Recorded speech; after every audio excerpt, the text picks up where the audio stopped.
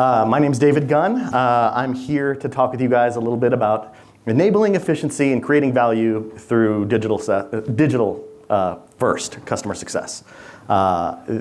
This is a topic that's been near and dear to me this year. We've had to make some changes in light of the economic climate, and it's been really exciting to see how this works. So who's this guy anyway, right? Some of you know me, those here in town. If you've participated in Pulse Local, you may have seen me at a couple sessions. I know a lot of familiar faces here. I'm the VP of Customer Success at Linear B. We are a developer workflow optimization tool. We work with devs all over the world to kind of help them streamline what they're doing, handle pull requests faster, just make their lives easier. Prior to that, I was at a company in town called Khoros, another Vista equity-backed company. And before that, I was at Invicti Security, again, working and leading CS teams around the world. So today, I want to talk a little bit about where we are at Linear B. We're a newer startup here. We have been around for just under 4 years. At the time I joined, we had fewer than 200 customers.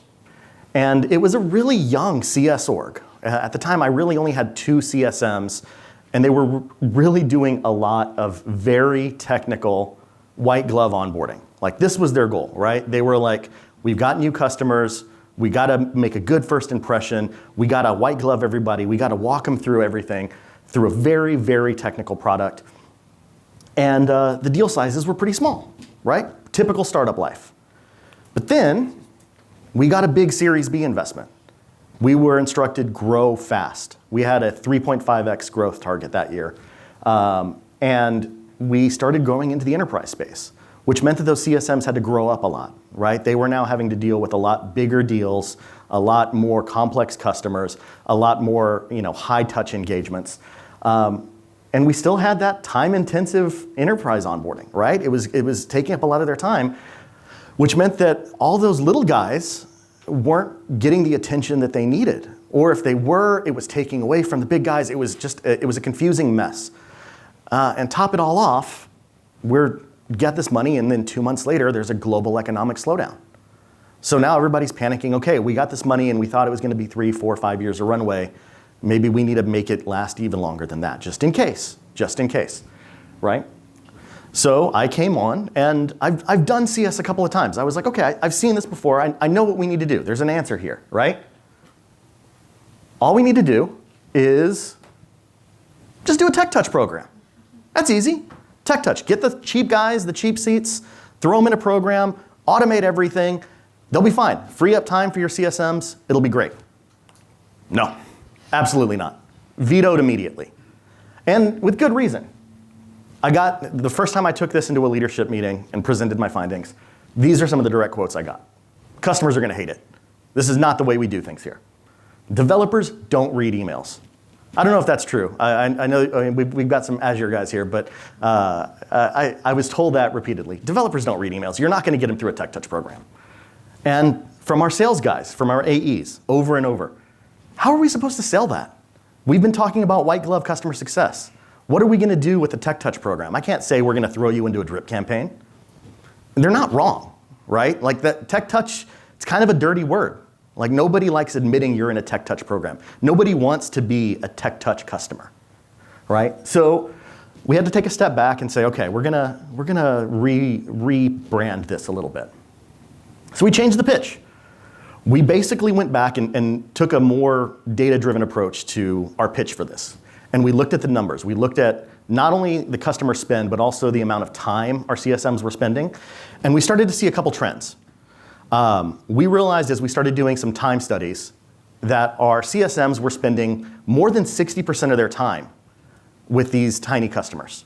They were really trying to handhold them through everything, explain things. Typically, if it's a smaller customer, it's probably a less mature customer too, right? So they don't really know all of these things that we're talking about. They're not really sure with these big concepts. But those tiny customers were less than 30% of our ARR. And I'm being generous here. It was a lot less than 30%. And a lot of the stuff that they were doing was the day-to-day grind of CS. It was a lot of onboarding, a lot of tech support. We didn't have a director of support when I got there. And they were doing a lot of product training because people were buying the tool and like, okay, now what is this? How do I use this? And so our CSMs, like in a lot of cases, were having to be jacks of all trades, right? Does this sound familiar to everybody? Anybody running into that in their world? Yeah. And so when we started thinking about like this time study and what are we doing, we're realizing only about 10% of our time was really spent doing anything really strategic or consultative. It was just putting out fires. It was just handling quick responses. And so the question I took back to the board was, okay, what if we took these repetitive tasks and just automated just the initial outreach? This was my foot in the door, right? This was how I convinced them to kind of take that first step. So the way we branded it, we were very, very careful about this. We said, it's a digital first approach to customer engagement. Not digital only, digital first. This meant that we were doing automated messaging. We were building out consistent playbooks. We were doing constant monitoring, right? We were keeping an eye on this throughout the whole process. And we still had a CSM on deck if things went off the rails, right? This gave us a little bit of air cover. So leadership wasn't freaking out about a digital only program. So phase one, how do we do this? Phase one, we were like, all right, well, let's go phase one of the customer journey. Let's talk about onboarding. So what we realized was even though we only had 2 CSMs working, one of them was in the US, one of them was in EMEA, we're doing things completely differently. Everybody was kind of doing their own thing. Everybody had their own email templates that they were sending out, their own ways of engagement, their own cadence, their own pitch. And we were like, okay, well, that's great, but like, let's share that. Let's like get a look at what everybody's doing, and let's find what's working, and let's standardize it, right? My CSM in Tel Aviv was doing some great content around training. I was like, great, give me a recording of that. I want to use this for all of our customers. My CSM in the States had fantastic help with getting everybody onboarded and doing some things like that. They were really good at the pitch. I was like, great, all right, let me get your content, let me get that email. Let's build out something automated. We started looking through what were the key pain points that we were seeing. And we looked at it from 2 different directions because we wanted to see, one, what was the customer experiencing? Where was their pain?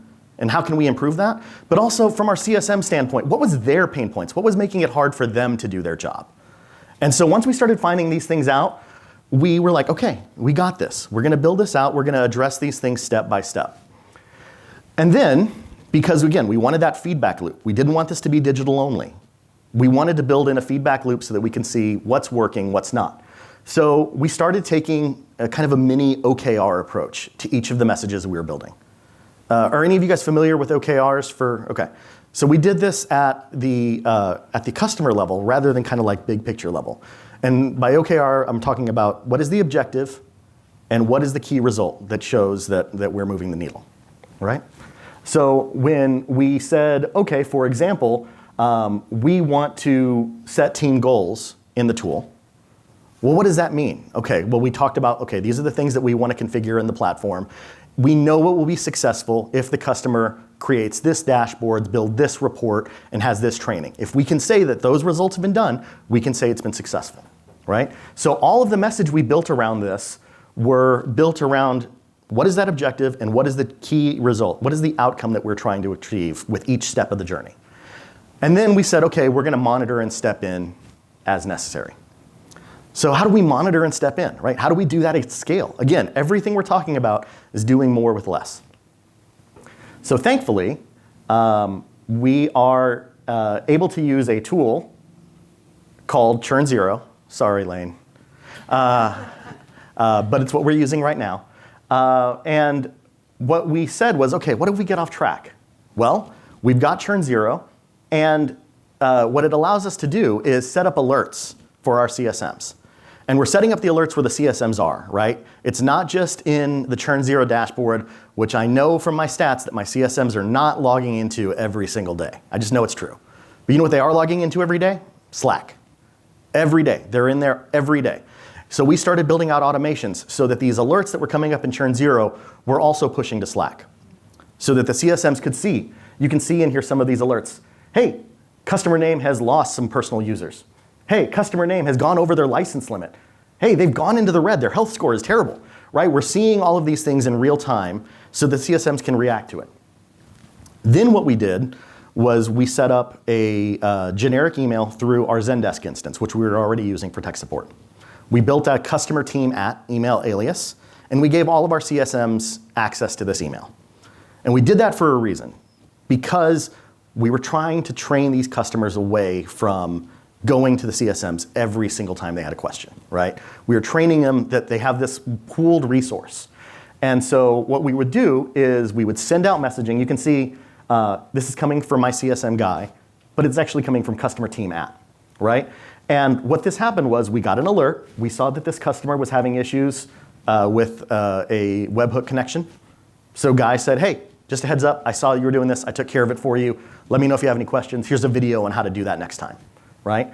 And the customer replying back, he's like, oh, this is awesome, great. Thanks for the heads up. I'm gonna go ahead and watch the video. We'll be good, right? So this is a quick automated action that we did, saved us time. We didn't have to go back and forth with scheduling a call. We just sent it out, took care of it for him. Where do I click to advance? Is it over here? Oh, there we go. All right, so what does this mean for this first wave, right? This phase one. We actually saw that customers were actually getting a more thorough and consistent onboarding that they had been before, right? Because we were doing it the same way for everybody. This wasn't the Wild West where everybody was just kind of doing what they did on their own and figured it out. We were consolidating it, we were doing it the same way, we were repeating it, we were changing when we got feedback, and we were making sure that everybody was on the same page. We were worried that the CSMs were gonna have to step in a lot, right? We didn't know. This was a new thing for us. We thought, okay, this is a good first play, but if the CSMs are having to come in and like follow up every single time, then maybe it's not saving us much time at all. But what we found is the customers were actually cool with this. Now, granted, we were working with developers. Developers like figuring these things out on their own. They don't want to spend time on the phone. You know, some of these things are true.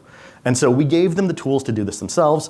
And about 10% of the time, the CSMs would have to step in and answer a quick question. But it was a quick question, right? Here's some documentation, here's how to help you out. Let me know if you have any questions. Great, moving on. The other thing that we didn't think about before, but really helped out, was because we had this shared email alias, our response times actually improved.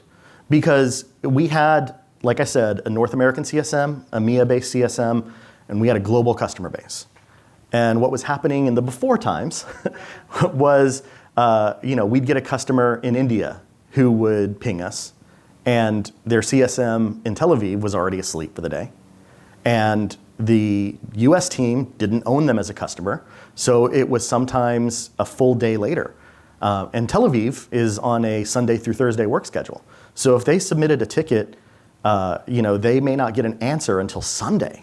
So it was a chaotic process. But by doing the shared email, all the CSMs just started monitoring the queue and helping each other, right? And so if this email came in from India and their CSM wasn't available to handle it, well, somebody would just hop in the queue and answer the question. It took 2 minutes, right? So it ended up getting them faster response time, far fewer scheduling conflicts, because we started using a tool called Chili Piper in our email blasts that allowed us to have shared calendars. So we said, all right, everybody put your Google Calendar availability into this link. And what will happen is a customer can book a meeting, and it will book with whoever's available at that time that they choose, right? So that meant that, maybe it's Guy's customer, maybe it's Sumitra's, maybe it's Jenna's, but they're gonna meet with whoever is available then. And it meant that we didn't have to worry about double, triple booking meetings. It was just whoever was available at the time. And then again, we said we were gonna monitor, we were gonna check. Our post-onboarding NPS surveys, we're giving an NPS score as high, if not higher, than our old model. So we did all of this with 90% less engagement, and it's still about the same amount of customer happiness, right? But that was just phase one. Because now we got to think about, okay, we onboarded them, now what, right? I've been in programs before where I get really great hands-on engagement in that first 2-3 weeks, and then I'm onboarded, and it's like, all right, good luck. I'll talk to you 90 days before renewal, right? We've all been guilty of it. I know I have. But that doesn't really work, right? Because there's that middle section of the customer journey. And so what we wanted to do was make sure that we were keeping them engaged with quality and relevant content that grew in complexity with them, right? So maybe we'd start off with a couple quick how-tos. But we would then go into more strategic stuff. How do you, work on these workflow bottlenecks? How do you build attainable goals for your team? How do you really build out workflow optimization strategies at the org level, right? These are more complex things that you can't really do on a first call. And as we set these emails up, we iterated on this a lot. At first, it was just a giant data dump, right? It's a complex tool, it's a complex project. So here is just pages of text in an email on how to configure this, how to configure that. Here's a screen cap, here's this. It was great, it was very thorough. Our open rates were great. Our click-throughs, not so great. People were looking at it and like, all right, this is a lot, and they just rolled their eyes and move on.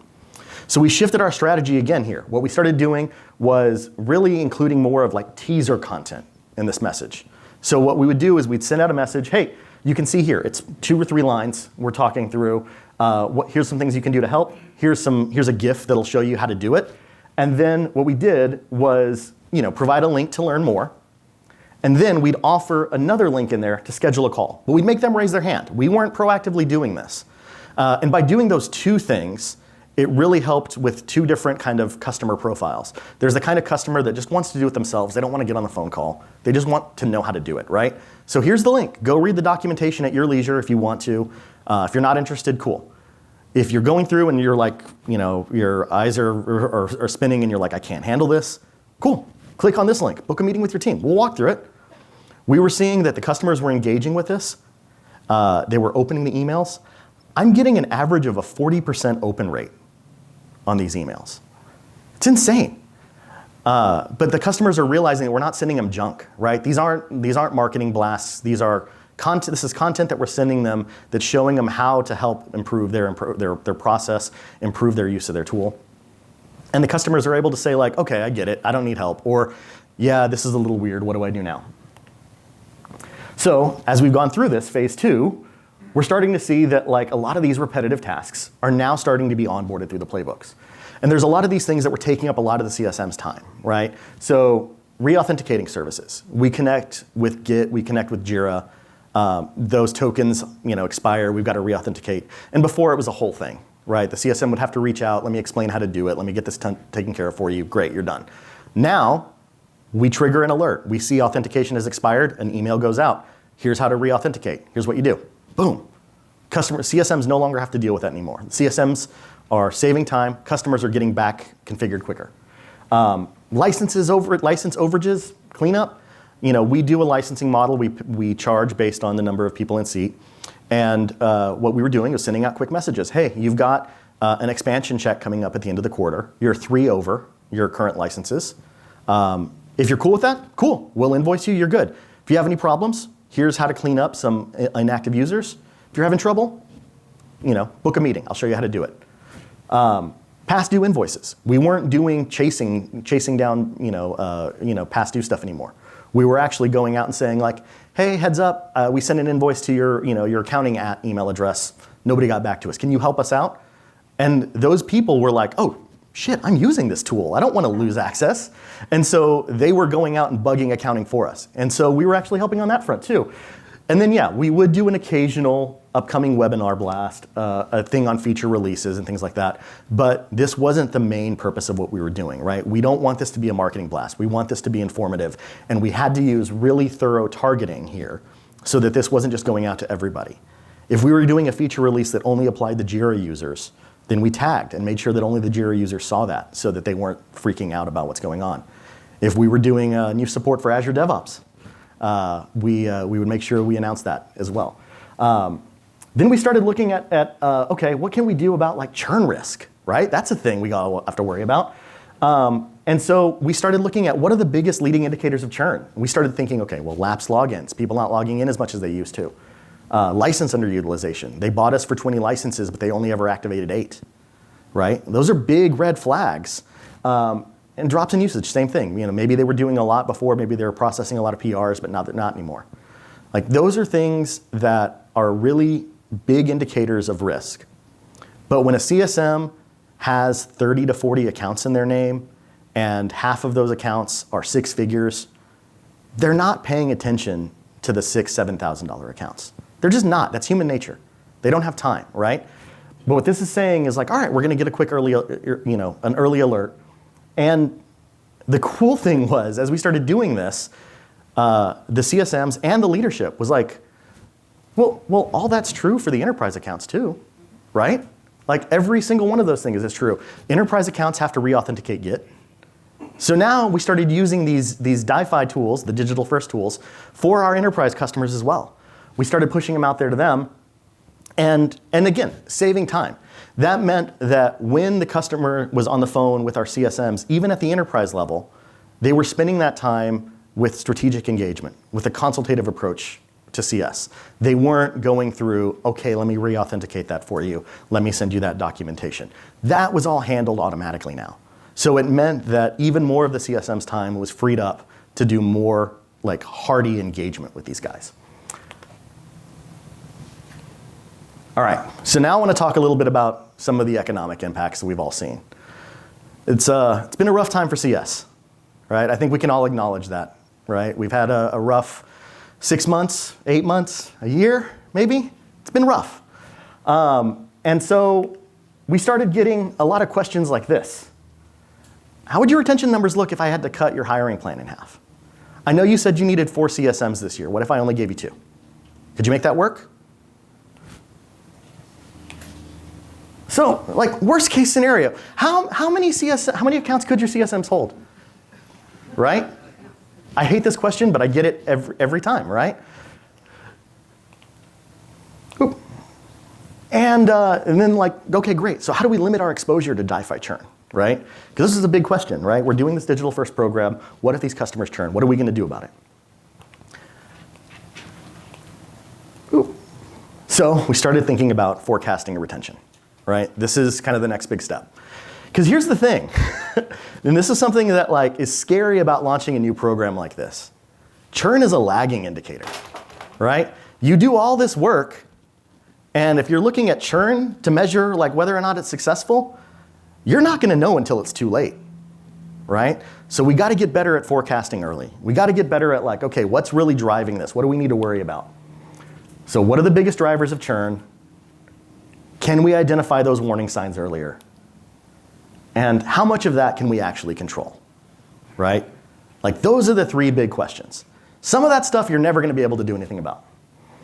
So we started thinking about things a little differently. Rather than doing just a simple churn forecast, we started looking at churn on a matrix, okay? So my formatting's gotten a little wonky here. Apologies for that. But we started looking at 2 things. So one, how much of our churn was forecasted and how much of it wasn't? What did we get surprised by, right? We had a big mantra of no surprises, no surprises. Then we started looking at another axis. What is preventable churn versus unpreventable churn? And this is really important to look at, especially right now, because we're all getting our butts kicked out there, right? And so when you think about these things, there are things that you can break out that, yeah, we as CS have control over, we can make a difference on. Then there's some things that we just can't, right? So, you know, we're a tool for developers. If I get a phone call and say, hey, I laid off 75% of my developer team, well, they don't need 100% of their licenses anymore, do they? Right? If our champion, who was advocating for us and loved our tool, all of a sudden gets laid off or reorged or gets an RIF or whatever euphemism we want to use now for getting fired, right? And they're gone, what do? Like that person was our champion. We can't really control it. Budget cuts. I don't have budget anymore, man. I love this tool. I've been told I have to cut all software spent. You know, we're realizing that there's a difference between being a day 1 tool and like a day 2 or day 3 tool, right? And right now we're a day 2, day 3 tool. Mergers and acquisitions. You know, if we had 2 customers, they merge together, all of a sudden they don't need all that licenses anymore. Or, I mean, it's happening a lot. Customers just going out of business. All right, I can't control those things. But what I can do is make sure that we're more aware of what's going on and that we're making sure that we're moving more of these things to the forecasted side of the axis than the unforecasted side. Because at least then we can give our board a heads up, right? We can say, hey, just a heads up, just wanted to let you know, customer X just saw they laid off 50% of their workforce. I'm going to try to save this account, but I'm letting you know this might be a problem, right? We can do that. It kind of it kind of softens the blow a little bit. It shows that we're on top of our game, shows that we're being proactive. There's a lot of ways you guys can do this if you're looking at it, especially around like that customer insight stuff. If your company is paying for like a LinkedIn Sales Nav account, I encourage you guys to use it. Salespeople are using it all the time. It's a great tool for CS because you're able to see what's going on in your customer's world. I use it all the time to know like who's doing what. Do I have a new champion? Do I have a new VP of engineering? All of that stuff is showing up in LinkedIn Sales Nav. If you don't have the budget for that, Google News Alerts are great too, right? That's a free tool. You go in, pop a news alert, and throw in customer name, layoff, customer name, reduction in force, customer name, acquisition, things like that. And you can get emails whenever those alerts come up. So it's a great way of knowing when this is going to happen and get ahead of things, right? That's the like unpreventable stuff that we at least want to move into the forecasted category. We don't want to be surprised by it. Then there's the preventable stuff. This is the stuff that's on us as CSMs. This is the things like lack of adoption, lack of perceived value, lack of engagement, right? That just means that we didn't do a good enough job of like making the pitch to the right people at the right time. So those are the things that we were focusing on now moving forward to really like move the needle with our customers. And this is something that we're still doing right now. Like this matrix is something I send to my board every quarter. Like here's all the churn I had, here's what I could have fixed, here's what I couldn't have. This was on me, this was on the economy. It's a good way of kind of showing like, you know, when we rebound from this, what's it gonna look like in the new normal, right? So there's a couple things that we're looking on that this has all kind of impacted the DiFi model moving forward. So all of those existing playbooks that we had, we're starting to use to counteract user turnover. And what I mean by user turnover is a lot of these playbooks we were doing at the very early stages of customer onboarding, right? Brand new customer, we want to get everybody set up and running. And then we kind of were like, all right, play's over, we're done. But what we're realizing is those customers are laying off people, they're actually rehiring new people, there's new people coming into the team. So we're setting up that journey to go off anytime there's a new person in the app, right? It's a brand new person, they're a new customer. They're getting an onboarding journey, right? We're engaging with them to get them going. And we're doing this both for DiFi and we're doing it for high touch. We started shifting our messaging around, right? We're talking more about what this tool does for cost efficiencies, that it actually improves your developer productivity, right? I love that yes. I don't know who said it, but I love you. But it's true, right? Like this tool saves you money. We started doing messaging around like, look, you rip and replace this, it's gonna cost you 4 or 5 headcount. We started looking at like measuring everything in FTE, like what is the full-time equivalent of the dollars and time spent in this tool. Then we started doing something that is a little sketchy, and I wouldn't do if it wasn't now. But we started focusing on proactive messaging around right sizing. This is weird, man. I don't love this one. I don't love this one, but it's kind of necessary right now. So what we're starting to do is talk to customers and say, hey, I notice you're only using 70% of your licenses. You got a renewal coming up. Let's just renew you at the 70%. What do you say, right? It cuts off the quick objection of, hey, I'm underutilizing this tool, I don't want to keep it, right? I would rather contract than churn. I'd rather keep 70% than have 0. And now we're starting to do more org mapping, more cross-departmental engagement. We have tools that help with resource allocation. We have tools that help with cost capitalization reporting. So those are things that really matter to the CFO. We're trying to bring those people into the conversations as well, and showing that there's value outside of just the CS org. And now we're looking at doing like pre-renewal digital EBRs for our customers. So rather than doing a full-fledged 45-minute to 2-hour long EBR, we're actually taking all of that stuff, dropping it in an automated deck, sending it out and saying like, here's your usage summary for the year. Love to chat with you about it. Here's some highlights, here's some lowlights. And we're hoping to see some engagement on that as well. All right, I'm coming up at the end of my time. I'm gonna leave a quick final thought here. I want you guys to be thinking about this. When you're building out a tool like a DiFi program, we got to be thinking about who's going to build it, right? Who's going to keep it running? And is this going to be a strategic owner or a tactical owner? In my case, we went with a strategic owner and I dedicated an entire headcount to this role, right? You may find that you've got the bandwidth to take it on, and all you need is a tactical person, a junior level CSM, who can run the plays. Figure out what's right for you. And then, what are your leading indicators of success? I talked to you before. Churn is a lagging indicator. You can't rely on churn. So you got to look at adoption. You got to look at, what are they doing to see if it's working now? Then you got to think about the program exit. What do you do when somebody outgrows your DiFi program? What's your metric? Like, if you have a threshold, are you looking at a dollar amount? Are you looking at a subscriber count? And what do you do when they go over that? Do you automatically promote them up? What about going the other way? What if you have a customer that says, hey, Dave, I want to renew, but I only have 50% of my licenses? Well, now they're a DiFi customer. How do you make that transition? How do you awkwardly tell them you don't have a dedicated CSM anymore, right? And then, what does success look like? Because what I said when I built this was not, this is going to fix everything. It was, I'm going to keep churn about the same it is now, but I'm going to do it without the dedicated headcount. Is that okay, right? And that was okay for what we needed to do. But maybe the thing that you need to do at your level is say, I need to improve retention. I need to change what we're doing. So you got to find out like what is that measure of success so that you can kind of report to that every month. And remember that retention is a company level metric. Do not let anybody tell you that it's only our responsibility to retain customers. This is on sales, this is on marketing, this is on product. You got to have buy-in from everybody. You got to communicate openly. And if we can do all of that, we might survive this thing. All right, that's my time, guys. Appreciate you.